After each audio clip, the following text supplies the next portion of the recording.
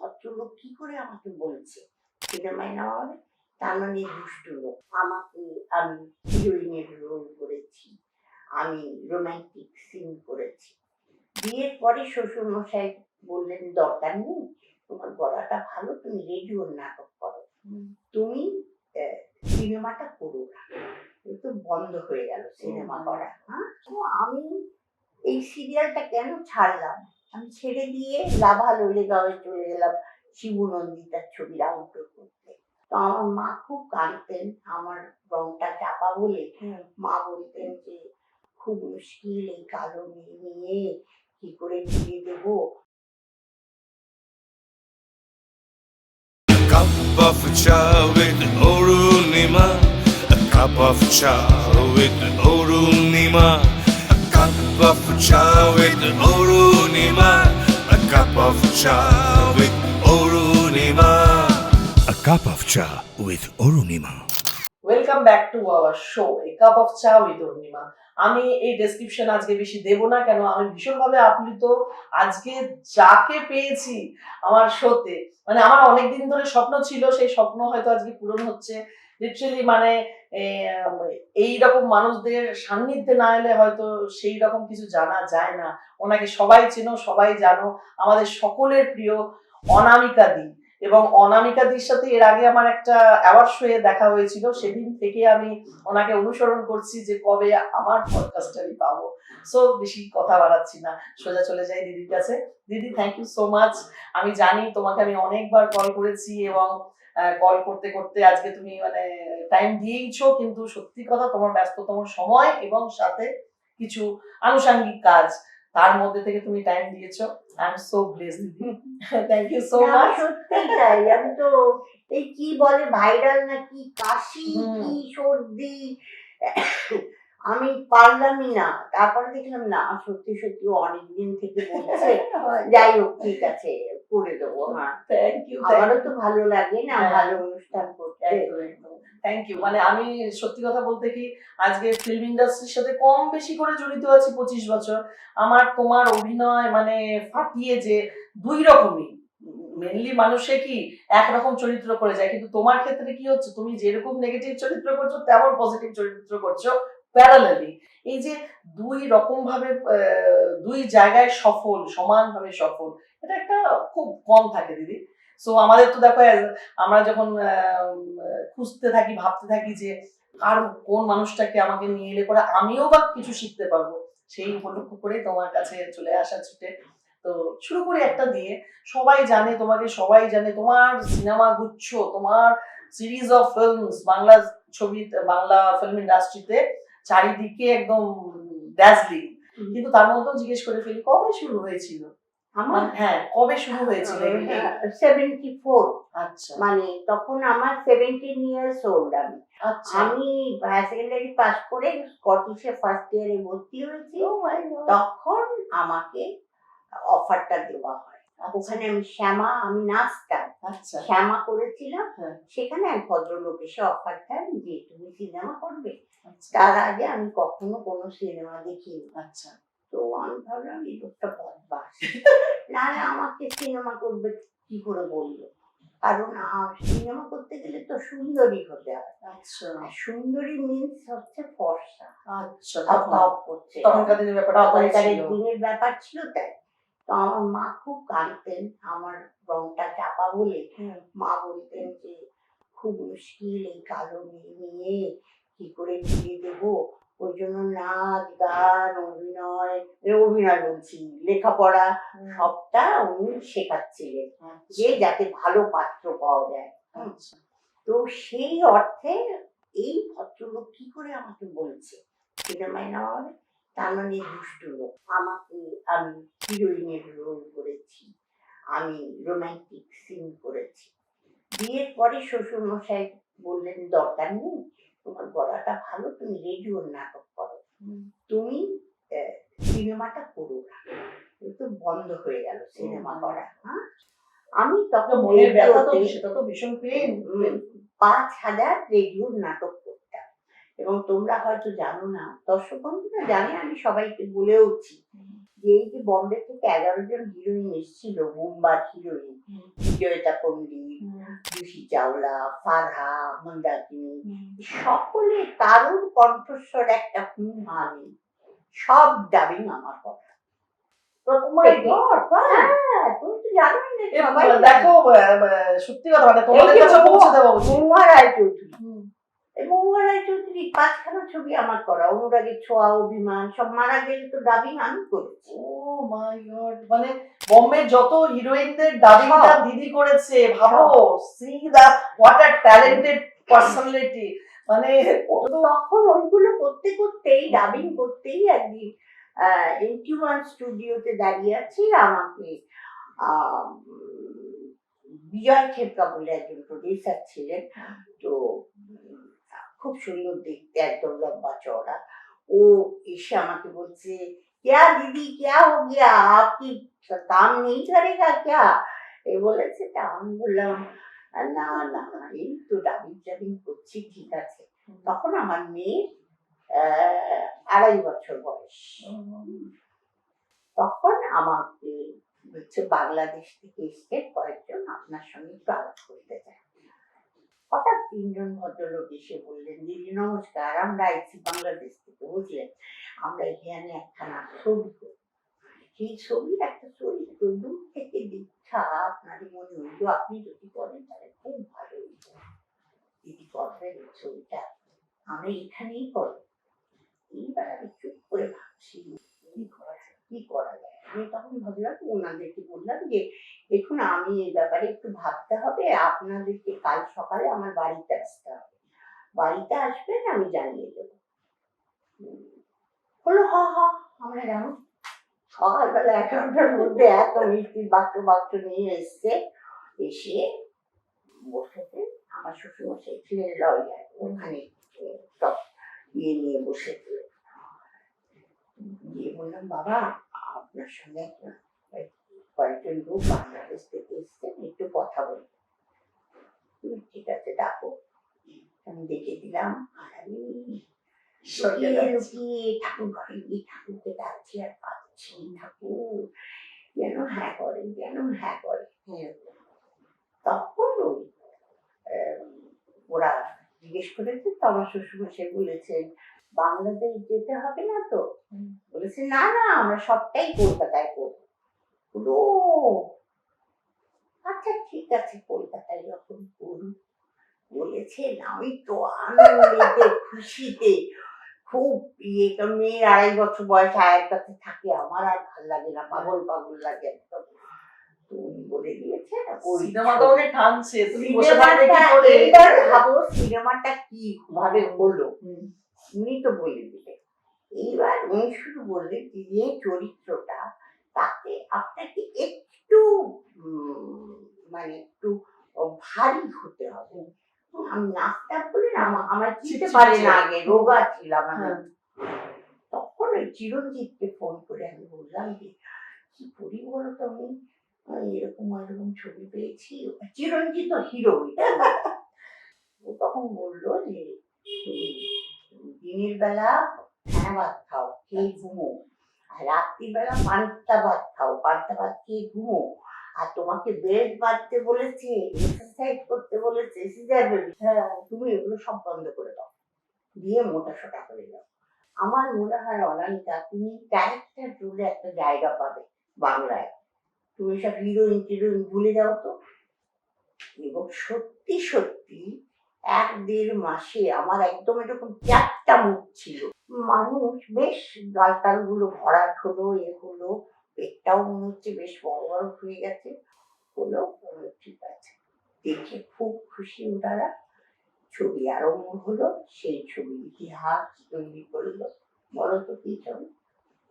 বেদের মেয়ে জ্যোৎস্না।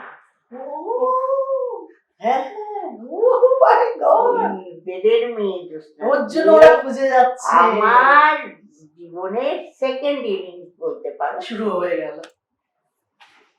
এইভাবেই চললো। মানে তারপর থেকে আমরা কিছু ভাবি, তারপর থেকে আর থেমে থাকিনি, পরপর ছবি।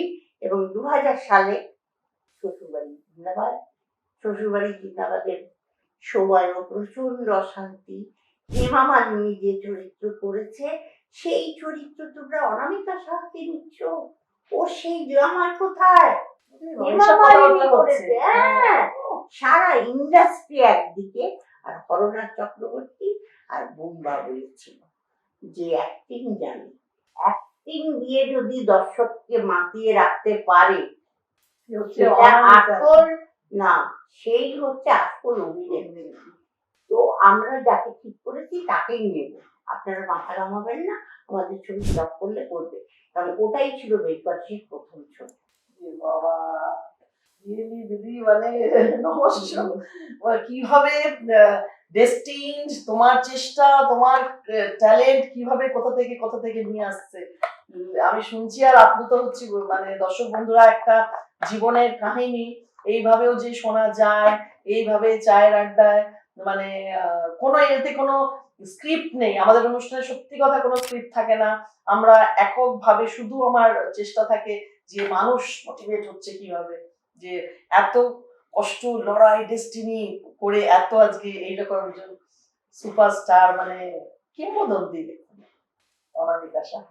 এক কথায় বলতে পারি। হ্যাঁ, আরেকটা জিনিস খুব চালু আছে একটা কথা, মানে তুমি যখন ওই প্রথম দিকে যখন অভিনয় করতে কোনো এক সেই সময়কার মানে নামজাদা নায়িকার সাথে তোমার একটা মানে তোমার সাথে একটা মতো দেখো তোমাকে তখনকারের অভিনেতারা না ভীষণ অহংকার ছিল। আচ্ছা এখনকারের এই জেনারেশনের ছেলে মেয়েরা অনেক ভালো, অনেক ফ্লেক্সিবল। অনেক ফ্লেক্সিবল, অনেক মানে কি তারা তাদেরকে নিয়ে দিব্যি থাকে, এর পেছনে ওর পেছনে কাঠি দেওয়াই। আর তখনকার অভিনেতা অভিনেত্রীরা নতুনদের টলারেট করতো না, তাদেরকে কিভাবে এইখান থেকে সরানো যাবে বা হেনস্থা করবে, যে ভয় পেয়ে পালিয়ে যাবে, তাদেরকে পেছনে লাগতো সবসময়, সহ্য করতে পারতো না। আমি সম্রাজ্ঞী হয়ে বসে আছি, আমি থাকবো, কিন্তু বয়স তো সেটা শুনবে না, তুমি কি হবেই, সেটা মেনে নিতে পারতো না। কাজে আর আমি চাই না, কারণ আমার গুরু তরুণ মজুমদার, তার কাছ থেকেই আমার শিক্ষা, তিনি চলে গেছে, তার শিক্ষা দিয়েই আমি করে খাচ্ছি।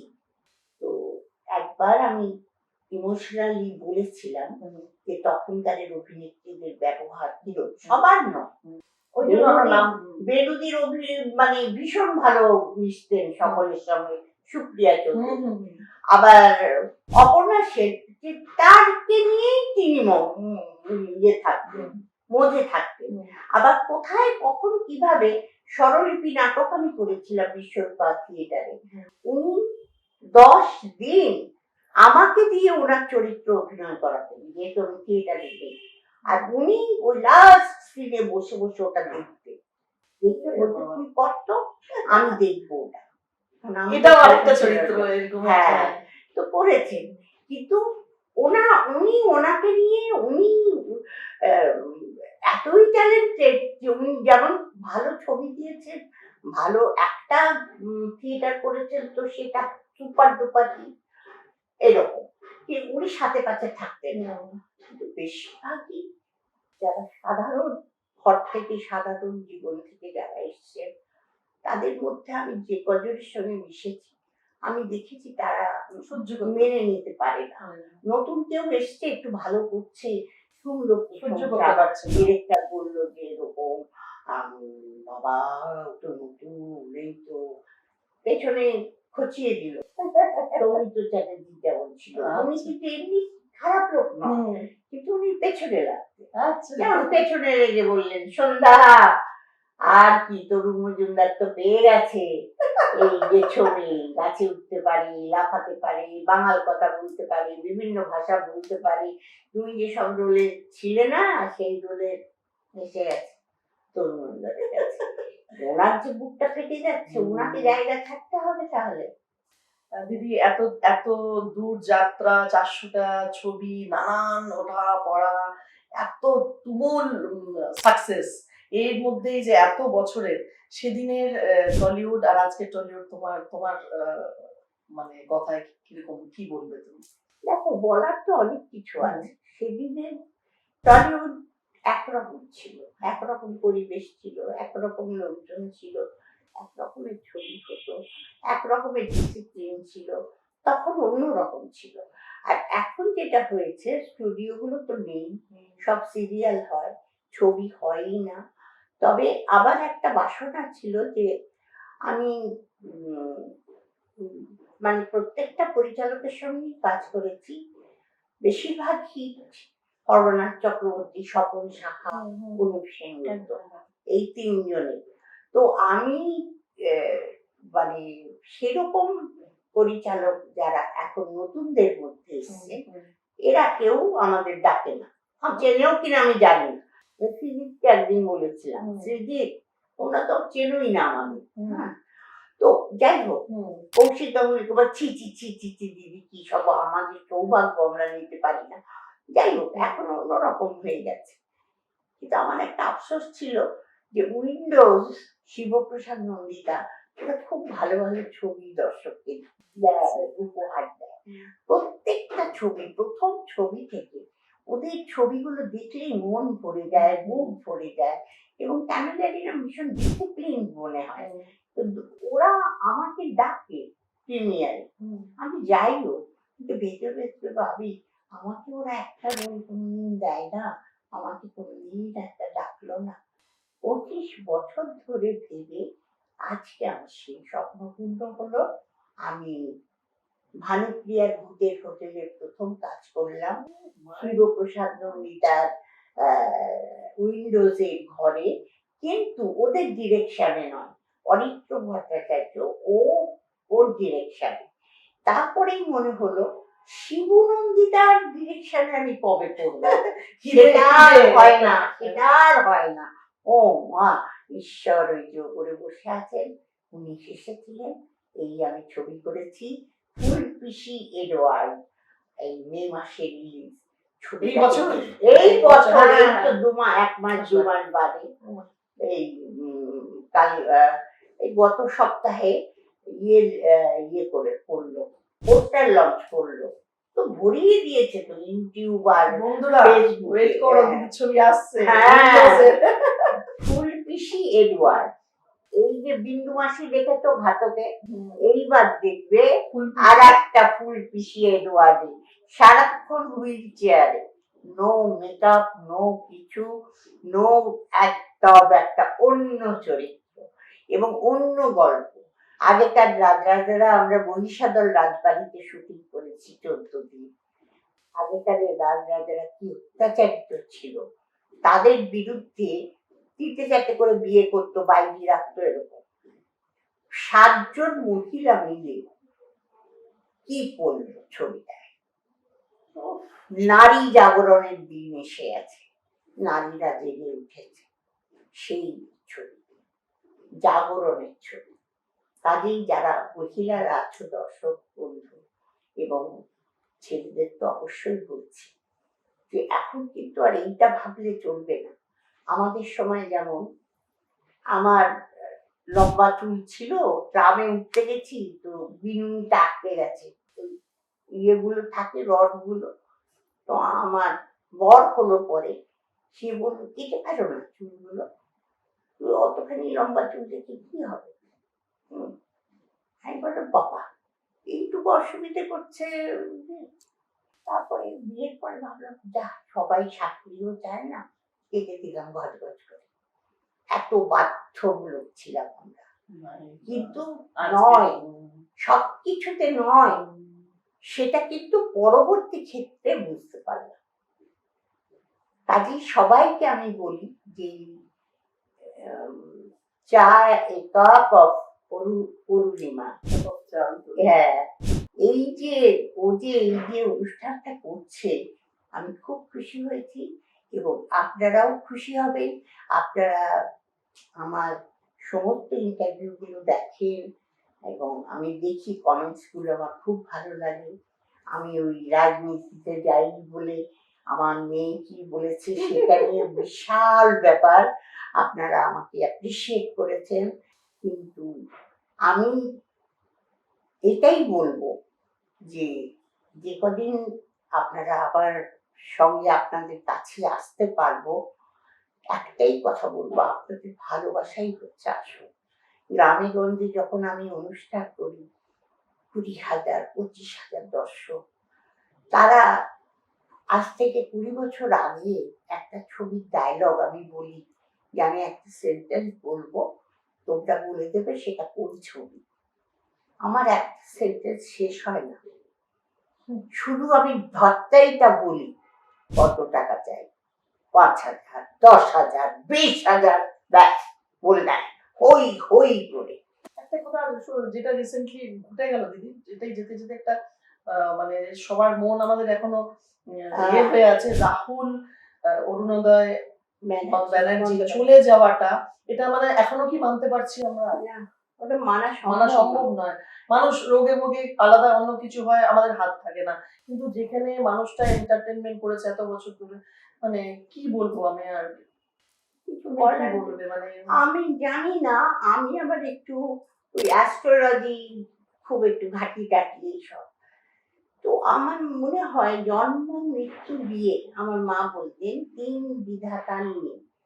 তো সবই কিন্তু ওপরওয়ালার ইচ্ছে, কিন্তু ওপরওয়ালার এরকম ইচ্ছে কেন কেন হলো হলো? এটাই তো যে মনটাকে এইটুকু কাঁদাচ্ছে একটা বাচ্চা ছেলে, তাকে এইভাবে, তুমি ভাবো তো, একটা জলের মধ্যে বালি ঢুকে খেয়ে খেয়ে তার সেই মুহূর্তে কি কষ্ট হয়েছে। অতগুলো লোকের সামনে, উফ, সামনে হোক পেছনে হোক, তার তখন ওই বালি ঢুকছে আর দিয়ে পেটে পেটে পেটে কি কষ্টটা। কি কষ্টটা। আর আরেকটা জিনিস হচ্ছে যে এটা গাফিলতি। দেখো, শিক্ষা দেবার জন্য ঈশ্বর করার, কিন্তু কিন্তু এরকম একটা জলজাত প্রাণকে নিয়ে কি শিক্ষা দেবেন আমি জানি না।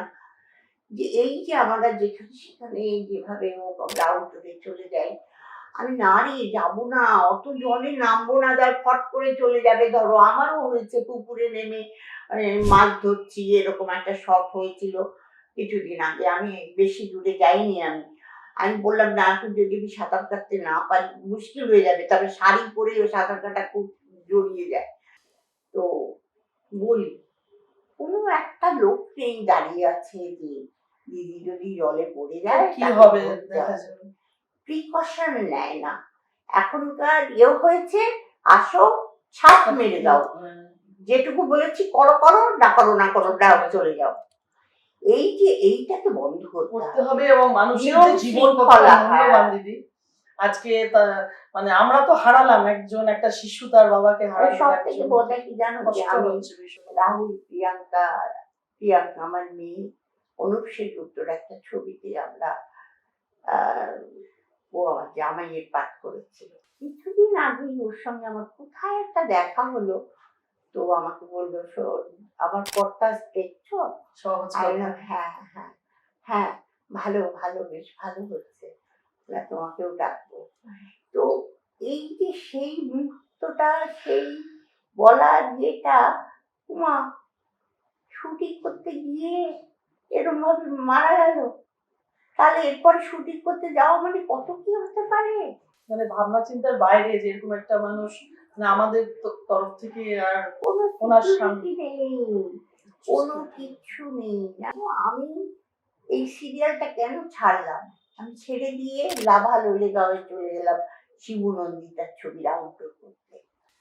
মানে এখানে আমি বসে থাকতাম একটা চেয়ারে, ঘন্টার ওপর ঘন্টা বসিয়ে রেখে দিয়েছে, মেকআপ রুমে বসিয়ে দিয়েছে। কিরে আজকে কি হবে, সকাল 10টায় নিয়ে এসেছো, এখনো বসে আছি। দিদি বলতে পারছি না, এখনো স্ক্রিপ্ট আসেনি। মানে এইরকম ভাবে কি কষ্ট। আমি বললাম না, নমস্কার।